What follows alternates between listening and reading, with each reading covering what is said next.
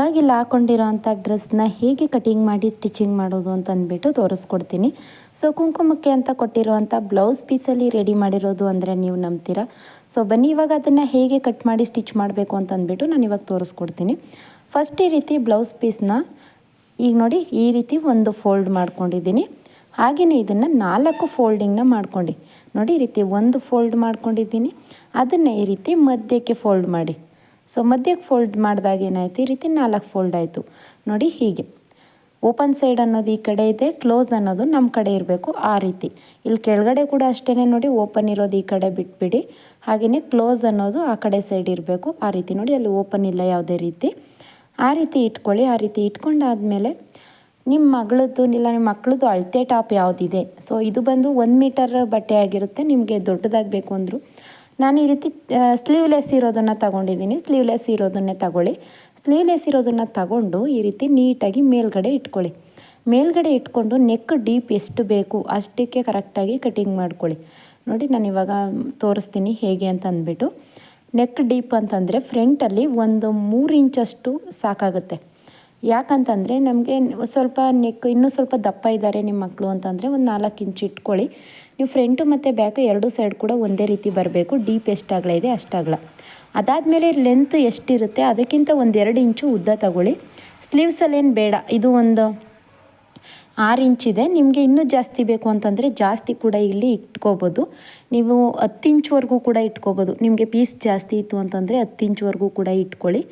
So ಇದನ್ನು ಈ ರೀತಿ ರೌಂಡ್ ಶೇಪ್ ಇವಾಗ ನಾನು ಕೊಡ್ತಾ ಇದ್ದೀನಿ ಅಲ್ವಾ, ಈ ರೀತಿ ರೌಂಡ್ ಶೇಪ್ನ ಕೊಟ್ಕೊಳ್ಳಿ. ಫಸ್ಟು ರೌಂಡ್ ಶೇಪ್ನ ಕೊಟ್ಕೊಂಡು ಅದನ್ನು ಕಟಿಂಗ್ ಮಾಡಿ ತೆಗೆದುಬಿಡಿ. ಸೊ ಇಷ್ಟೇ, ತುಂಬಾ ಸಿಂಪಲ್ಲಾಗಿ ಸ್ಟಿಚ್ ಮಾಡ್ಬೋದು. ಇವಾಗ ಟ್ರೆಂಡಿಂಗ್ ಇರೋವಂಥ ಡಿಸೈನ್ಸ್ ಅಲ್ವಾ, ಅದಕ್ಕೋಸ್ಕರ ನಾನು ಇದನ್ನು ತೋರಿಸ್ಕೊಡ್ತಾ ಇದ್ದೀನಿ. ನೋಡಿ ಇಲ್ಲಿ ನಾವು ಯಾವ ಶೇಪ್ ಬೇಕೋ ಆ ಶೇಪಲ್ಲಿ ಡ್ರಾ ಮಾಡ್ಕೋಬೇಕು. ನಾನು ರೌಂಡ್ ಶೇಪನ್ನೇ ಡ್ರಾ ಮಾಡ್ತಾಯಿದ್ದೀನಿ. ಸೊ ಇದೇ ರೀತಿ ನೀವು ಕಟಿಂಗ್ ಮಾಡಿಕೊಂಡು ಡಿಸೈನ್ ಹಾಕಿ ಮಿಡ್ಡಿ ಕೂಡ ಸ್ಟಿಚ್ ಮಾಡ್ಬೋದು. ಅದನ್ನು ಕೂಡ ನೆಕ್ಸ್ಟ್ ವೀಡಿಯೋಗಳಲ್ಲಿ ತೋರಿಸ್ತೀನಿ. ನೋಡಿ ಡ್ರೆಸ್ ಬಂದು ಈ ರೀತಿ ಆಯಿತು. ಇವಾಗ ಇದನ್ನು ಪೂರ್ತಿಯಾಗಿ ಇದನ್ನೆಲ್ಲ ಜಿಗ್ಜಾಗ್ ಮಾಡ್ಕೊಂಡು ಬಿಡೋಣ. ಜಿಗ್ಜಾಗ್ ಮಿಷಿನ್ ಏನಾದರೂ ಇಲ್ಲ ಅಂತಂದರೆ ನೀವೇನು ಮಾಡಿ ಅಂತಂದರೆ ಪೂರ್ತಿ ಸುತ್ತ ಬಟ್ಟೆ ಎಲ್ಲನೂ ಕೂಡ ಹಾಗೆಯೇ ಸ್ಟಿಚ್ ಮಾಡ್ಕೊಳ್ಬೋದು. ಜಿಗ್ಜಾಗ್ ಮಿಷಿನ್ ಇಲ್ಲ ಅಂತಂದರೆ ನೋಡಿ ಈ ರೀತಿ ಬಟ್ಟೆನ ತಗೊಂಡು ಹೀಗೆ ಜಿಗ್ಜಾಗ್ ಮಾಡ್ಕೊಳ್ತಾ ಹೋಗಿ. ಪೂರ್ತಿಯಾಗಿ ಎಲ್ಲ ಕಡೆಯೂ ಕೂಡ ನೀಟಾಗಿ ಜಿಗ್ಜಾಗ್ ಮಾಡ್ಕೊಳ್ಳಿ. ಜಿಗ್ಜಾಗ್ ಮಾಡೋದ್ರಿಂದ ಅಂತಂದರೆ ಅದು ಈ ರೀತಿ ಸ್ವಲ್ಪ ನುಲ್ಗೆ ಥರ ಕೂತ್ಕೊಳ್ಳುತ್ತೆ ಅಲ್ವಾ, ಅದಕ್ಕೋಸ್ಕರ ಜಿಗ್ಜಾಗ್ ಮಾಡಬೇಕು. ನಿಮ್ಮ ಹತ್ರ ಇಲ್ಲ ಅಂತಂದರೆ ಪರವಾಗಿಲ್ಲ, ನೀವು ನಾರ್ಮಲಾಗಿ ಮಿಷಿನಲ್ಲಿ ಕೂಡ ಈ ರೀತಿ 2 ಫೋಲ್ಡಿಂಗ್ ಮಾಡಿಕೊಂಡು ಸ್ಟಿಚ್ ಮಾಡ್ಕೊಳ್ಬೋದು. ಸೊ ಬೇಗ ಆಗುತ್ತೆ ಅಂತ ಅಂದ್ಬಿಟ್ಟು ಸ್ಟಿಚ್ ಮಾಡೋದಕ್ಕಿಂತ ಈ ಜಿಗ್ಜಾಗ್ ಮಾಡೋದು ಬೇಗ ಆಗುತ್ತೆ ಅಂತ ಅಂದ್ಬಿಟ್ಟು ಜಿಗ್ಜಾಗ್ನ ಮಾಡ್ಕೋತಾ ಇದ್ದೀನಿ. ಇದಾದಮೇಲೆ ಇವಾಗ ನಾವು ಮಾರ್ಕ್ ಮಾಡ್ಕೋಬೇಕು. ಸೊ ಇದನ್ನು ಪೂರ್ತಿಯಾಗಿ ಸುತ್ತ ನಾವು ಎಲ್ಲಿ ಕಟಿಂಗ್ ಮಾಡ್ಕೊಂಡಿದ್ವಿ ಅಲ್ವಾ, ಸುತ್ತ ನೀವು ಸ್ಟಿಚ್ ಮಾಡ್ಕೊಳ್ಳಿ. ನೋಡಿ ಇವಾಗ ಸುತ್ತ ರೆಡಿ ಆಯಿತು. ಇವಾಗ ಇದನ್ನು ಮತ್ತೆ ನೆಲದ ಮೇಲೆ ಇಟ್ಕೊಂಡು ಅದ್ರ ಮೇಲ್ಗಡೆ ನೋಡಿ ಹೀಗೆ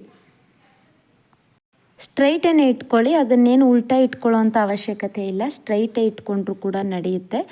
ಈ ರೀತಿ ಇದನ್ನು ಸ್ಟ್ರೈಟ್ ಇಟ್ಕೋಬೇಕು. ಅದನ್ನು ಓಪನ್ ಮಾಡಿಕೊಂಡು ಹೀಗೆ ಸ್ಟ್ರೈಟ್ ಇಟ್ಕೊಳ್ಳಿ. ಸ್ಟ್ರೈಟ್ ಇಟ್ಕೊಂಡಾದಮೇಲೆ ಮತ್ತೆ ನಾವು ಅಳತೆನ ತಗೊಂಡಿದ್ವಿ ಅಲ್ವಾ, ಆ ಟಾಪ್ನ ಅದ್ರ ಮೇಲ್ಗಡೆ ಇಟ್ಕೋಬೇಕು. ನೋಡಿ ಹೀಗೆ ಅದನ್ನು ನಾನು ಉಲ್ಟಾ ಇತ್ತು ಅದಕ್ಕೆ ಸೀದಾ ಮಾಡ್ಕೊಂಡು ಇಟ್ಕೊಂಡೆ. ಸೀದಾನೇ ಇಟ್ಕೊಳ್ಳಿ. ಜಿಗ್ಜಾಗ್ ಮಾಡಿರೋ ಸೈಡ್ ಸೀದಾನೇ ಇಟ್ಕೊಂಡು ನೀವು ಇದನ್ನು ರೆಡಿ ಮಾಡ್ಕೋಬೋದು.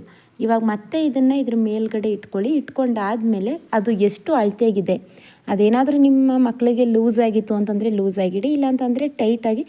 ಇದು ಬಂದು ನಾನು ನನ್ನ ಮಗಳಿಗೆ 7 ವರ್ಷದ ಮಗಳಿಗೆ ಸ್ಟಿಚ್ ಮಾಡ್ತಾಯಿದ್ದೀನಿ.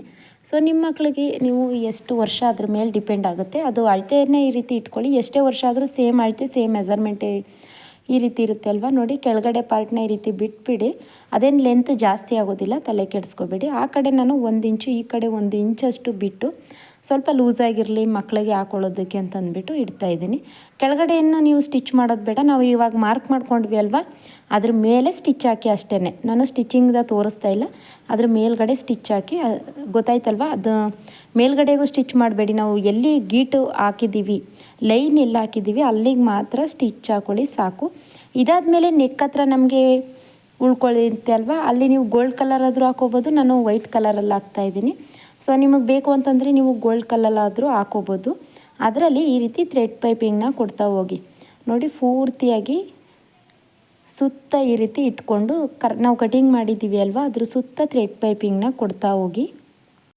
ನೋಡಿ ಈ ರೀತಿ ರೌಂಡ್ ನೆಕ್ಗೆ ಸುತ್ತ ಥ್ರೆಡ್ ಪೈಪಿಂಗ್ ಕೊಟ್ಟಾದಮೇಲೆ ಅದನ್ನು ಉಲ್ಟಾ ತಿರುಗಿಸ್ಬಿಟ್ಟು ಮತ್ತೆ ಸ್ಟಿಚ್ ಮಾಡ್ಕೊಳ್ಳಿ. ನಾನು ತೋರಿಸ್ತೀನಿ ಅದನ್ನು ಕೂಡ. ಈ ರೀತಿ ಫಸ್ಟು ಸೀದಾ ಇಟ್ಕೊಂಡು ಪೈಪಿಂಗ್ ಎಲ್ಲಿದೆ ಅಲ್ಲಿಗೇ ಬರಬೇಕು. ನಾನು ನನ್ನ ಚಾನಲ್ನಲ್ಲಿ ಅಪ್ಲೋಡ್ ಮಾಡಿದ್ದೀನಿ ಥ್ರೆಡ್ ಪೈಪಿಂಗ್ ಹಾಕೋದು. ಯಾರಿಗೆಲ್ಲ ಗೊತ್ತಿಲ್ಲ ಅಂದರೆ ಚೆಕ್ ಮಾಡ್ಕೊಳ್ಳಿ. ನೋಡಿ ಇದನ್ನು ಹೀಗೆ ಓಪನ್ ನೋಡಿ ಈ ರೀತಿ ಒಳಗಡೆಗೆ ಹೋಗಬೇಕು. ಅದು ಇರೋ ಅಂಥದ್ದು ಈಗ ಒಳಗಡೆ ಹೋಗಿ ಮೇಲ್ಗಡೆ ಪೈಪಿಂಗ್ ಮಾತ್ರ ಕಾಣಬೇಕು. ಆ ರೀತಿ ಸ್ಟಿಚ್ ಮಾಡ್ಕೊಳ್ಳಿ. ಎಕ್ಸ್ಟ್ರಾ ಇರೋ ಅಂಥ ಬಟ್ಟೆನ ಎಮ್ಮಿಂಗ್ ಮಾಡಿಬಿಡಿ. ಇಲ್ಲ ಅಂತಂದರೆ ಏನಾಗುತ್ತೆ, ಅದು ಮೇಲ್ಗಡೆ ಬಂದುಬಿಡುತ್ತೆ. ಸೊ ಮತ್ತೆ ಇನ್ನೊಂದು ಹೊಲಿಗೆ ಹಾಕ್ತು ಅಂತಂದರೆ ಅಲ್ಲಿ ಚೆನ್ನಾಗಿ ಕಾಣಿಸೋದಿಲ್ಲ, ಬರೀ ಹೊಲಿಗೆನೇ ಕಾಣಿಸುತ್ತೆ. ಅದಕ್ಕೇನು ಮಾಡಿ ಅಂತಂದರೆ ಈ ರೀತಿ ಎಮ್ಮಿಂಗ್ ಮಾಡಿಬಿಡಿ. ನೋಡಿ ಇವಾಗ ಇದು ಒಳಗಡೆ ಹೋಗಬೇಕು. ಹಾಗೆ ಈ ರೀತಿ ಇಟ್ಕೊಂಡು ಸುತ್ತ ಎಮ್ಮಿಂಗ್ ಮಾಡ್ಕೊಳ್ಳಿ. ಆವಾಗ ನೆಕ್ ಹತ್ರ ಈ ರೀತಿ ನೀಟಾಗಿ ಕಾಣಿಸುತ್ತೆ.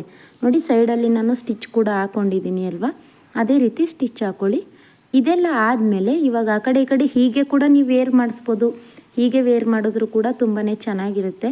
ಬಟ್ ನನ್ನ ಮಗಳು ಬೇಡ ಅಂತ ಹೇಳ್ತು. ಅದಕ್ಕೋಸ್ಕರ ಏನು ಮಾಡಿದ್ದೀನಿ ಅಂತಂದರೆ, ನಾನು ಆ ಸ್ಲೀವ್ಸ್ ಹತ್ರ ಇರೋದನ್ನು ಒಂದು 5 ಇಂಚಷ್ಟು ನಾನು ತೋರಿಸ್ಕೊಡ್ತೀನಿ ನೋಡಿ. ಈ ರೀತಿ 5 ಇಂಚಷ್ಟಕ್ಕೆ ಒಂದು ಮಾರ್ಕ್ ಮಾಡ್ಕೊಂಡಿದ್ದೀನಿ. ಮಾರ್ಕ್ ಮಾಡಿಕೊಂಡು ಇದನ್ನು ಇದ್ರ ಮೇಲ್ಗಡೆ ಇಟ್ಕೊಂಡು ಸ್ಟಿಚ್ ಮಾಡಿದ್ದೀನಿ. ಆವಾಗೇನಾಗುತ್ತೆ, ಫ್ರಂಟಲ್ಲಿ ನಿಮಗೆ ಕೋಟ್ ಥರ ಬರುತ್ತೆ. ಅದು ನೋಡಿ ಹೀಗೆ ಇಟ್ಕೊಂಡು ಅಲ್ಲಿಗೊಂದು ಸ್ಟಿಚ್ ಹಾಕ್ಬಿಟ್ಟಿದ್ದೀನಿ. ನೀವು ಹೀಗೆ ವೇರ್ ಮಾಡ್ತೀರಾ ಮಕ್ಕಳು ಅಂತಂದರೆ ಸ್ವಲ್ಪ ಬಟ್ಟೆ ಏನು ಗೊತ್ತಾ, ತುಂಬಾ ಸ್ಮೂತ್ ಇರಬೇಕು. ಆರತ್ತಿ ಬಟ್ಟೆ ಆದರೆ ಇದು ಸ್ವಲ್ಪ ಹೊರಟಿದೆ, ಬ್ಲೌಸ್ ಪೀಸ್ ಅಲ್ವಾ, ಅದಕ್ಕೋಸ್ಕರ ತುಂಬಾ ಸ್ಮೂತ್ ಇರೋ ಬಟ್ಟೆ ಆದರೆ ಇವಾಗ ನಾನು ಸ್ಟಿಚ್ ಮಾಡಿದ್ದೀನಲ್ಲ ಇಷ್ಟೇ ವೇರ್ ಮಾಡ್ಬೋದು. ಸೊ ವೇರ್ ಮಾಡಿಸಿ ಕೂಡ ನೋಡಿ ಹೇಗೆ ಬರುತ್ತೆ ಅಂತಂದ್ಬಿಟ್ಟು ನಾನು ಇದಕ್ಕೆ ಸೂಜಿ ದಾರನ ತಗೊಂಡು ಅಲ್ಲಿಗೆ ಸ್ಟಿಚ್ ಮಾಡಿದ್ದೀನಿ. ಮಷೀನಲ್ಲಿ ಕೂಡ ಹಾಕ್ಬೋದು, ಬಟ್ ಮಷೀನಲ್ಲಿ ಸ್ಟಿಚ್ ಹಾಕಿರೋದು ಕಾಣಿಸುತ್ತೆ ಅಲ್ವಾ, ಅದಕ್ಕೋಸ್ಕರ ಏನು ಮಾಡಿದ್ದೀನಿ, ಸೂಜಿ ದಾರನ ತಗೊಂಡು ಸ್ಟಿಚ್ ಮಾಡ್ಕೊಂಡಿದ್ದೀನಿ. ಆ ಸೂಜಿ ದಾರ ತಗೊಂಡು ಸ್ಟಿಚ್ ಮಾಡಾದಮೇಲೆ ಆ ಕಡೆ ಸೈಡ್ ಕೂಡ ಅದೇ ರೀತಿ ಇಟ್ಕೊಂಡು ಸ್ಟಿಚ್ ಹಾಕ್ಕೊಂಡ್ಬಿಟ್ಟು ನಾಟ್ ಹಾಕ್ಕೊಂಡ್ಬಿಡಿ. ಈ ರೀತಿ ಇದೇನಾಗುತ್ತೆ ನಮಗೆ ಕಾಣಿಸೋದಿಲ್ಲ. ಸೊ ನಾನು ಪಿಕ್ ಕೂಡ ಹಾಕಿದ್ದೀನಿ ನೋಡಿ. ನಾವಿಲ್ಲಿ ಸ್ಟಿಚ್ ಮಾಡಿರೋ ಅಂಥದ್ದು ಸ್ವಲ್ಪನೂ ಕೂಡ ಕಾಣಿಸೋದಿಲ್ಲ. ಅದಕ್ಕೋಸ್ಕರನೇ ಹೇಳಿದ್ದು. ನೋಡಿ ಮುಂದ್ಗಡೆ ಈ ರೀತಿ ಕೋಟ್ ಥರ ಬರುತ್ತೆ. ಇದನ್ನು ಕೂಡ ಅಷ್ಟೇ ಭುಜದ ಹತ್ರ ಮತ್ತೆ ಇಟ್ಕೊಂಡು ಇದಕ್ಕೂ ಕೂಡ ಈ ಕಡೆ ಸೈಡ್ ಕೂಡ 5 ಇಂಚಷ್ಟು ಗ್ಯಾಪ್ಗೆ ಈ ರೀತಿ ಮಾರ್ಕ್ ಮಾಡ್ಕೊಳ್ಳಿ. ಮಾರ್ಕ್ ಮಾಡ್ಕೊಂಡಾದಮೇಲೆ ಅದನ್ನು ಕೂಡ ಅದೇ ರೀತಿ ಮೇಲ್ಗಡೆ ಇಟ್ಟು ಸ್ಟಿಚ್ ಮಾಡ್ಕೊಳ್ಳಿ. ಸೊ ಇದರಲ್ಲಿ ನಾನು ಇನ್ನೂ ವೆರೈಟಿ ಡ್ರೆಸ್ಗಳನ್ನ ತೋರಿಸ್ಕೊಡ್ತೀನಿ. ಈಸಿಯಾಗಿ ಕೂಡ ಇರಬೇಕು, ಹಾಗೆಯೇ ಟ್ರೆಂಡಿಂಗ್ ಕೂಡ ಇರಬೇಕು. ಆ ರೀತಿ ಡಿಸೈನ್ಗಳನ್ನ ನಾನು ತೋರಿಸ್ಕೊಡ್ತೀನಿ. ಬೇಗ ಸಬ್ಸ್ಕ್ರೈಬ್ ಮಾಡ್ಕೊಳ್ಳಿ ಯಾರಿಗೆಲ್ಲ ಇಂಟ್ರೆಸ್ಟ್ ಇದೆ. ಹಾಗೆಯೇ ನಾನು ನೆಕ್ಸ್ಟ್ ವೀಡಿಯೋ ಬಂದು ಲೆಹೆಂಗಾನ ಸ್ಟಿಚ್ ಮಾಡ್ತಾಯಿದ್ದೀನಿ. ಸೊ ಒಂದು ಮದುವೆ ಫಂಕ್ಷನ್ಗೆ ಹಾಕೊಳ್ಳೋ ಅಂಥ ಲೆಹೆಂಗಾ. ಇದು ನಾರ್ಮಲಾಗಿ ಲಂಗ ಬ್ಲೌಸ್ ಅಲ್ಲ. ಸೊ ಇವಾಗಿನ ಫ್ಯಾಷನಬಲ್ ಆಗಿ ತುಂಬಾ ಬ್ಯೂಟಿಫುಲ್ ಆಗಿರುತ್ತೆ.